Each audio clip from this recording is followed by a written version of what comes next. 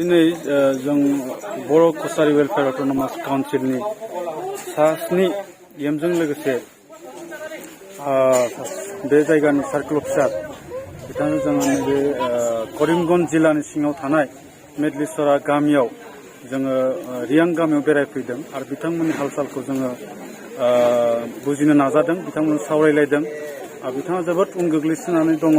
दा बिथांमोननि गामिखौ माबोरै डेभेलप खालामनांगौ आरो बिथांमोना जे जों बर' फोलेरनि मोनसे फोलेर रियांफोरा ब्रुफोरा बेखौ जों सावरायलायदों आरो बिथांमोनजों जोङो जोंनि भाषा आरो बिथांमोननि भाषाजों जों सावरायलायनानै जोंनि माखासे गोरोबलायनायखौ जोङो हमदांनो हादों। आरो जोंनि बे बर' कसारि वेलफेयार अट'नमास काउन्सिलाव ब्रु रियां फोलेरनि मानसिफोरखौ जों सोखानानै लादों आरो बिथांमोननिफ्राय राजेश सरखि होननाय सासे इएम दिनै बर' कसारि वेलफेयार अट'नमास काउन्सिलाव दङ। आरो बिथांमोना जिहेतु आसाम सरकार बा बेनि जिखिनि लकेल गभर्नमेन्ट दं बिसोरजों जेसेबांखिनि नायफिनजानांगौ बिदिनो नायफिनजायाखै। आं आसा खालामो दिनै बर' कसारि वेलफेयार अट'नमास काउन्सिलनि जोहै बिथांमोननि गामिया जौगानो हागोन आरो बिथांमोना डेभेलप जागोन। सोलोंथाइ फारसे जोबोद दुरबल।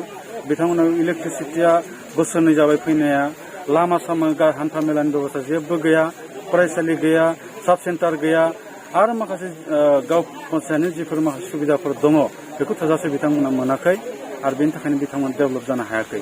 दा बिथांमोननि गामिनि जि ग्राम प्रधानफोरा बिथांमोना चौधुरि होननानै बुङो, पारानि चौधुरि। दा बिथाङा बुंनाय बादिब्ला जे बिथांमोना थाबैनो माने देहा बिफाननि बेबस्था नांगौ, लामा सामाखौ फाहामनानै होनांगौ, सोलोंथाइ लानो थाखाय फरायसालि गायसननानै होनांगौ, बे माखासे दाबिखौ बिथांमोना दैखांदों।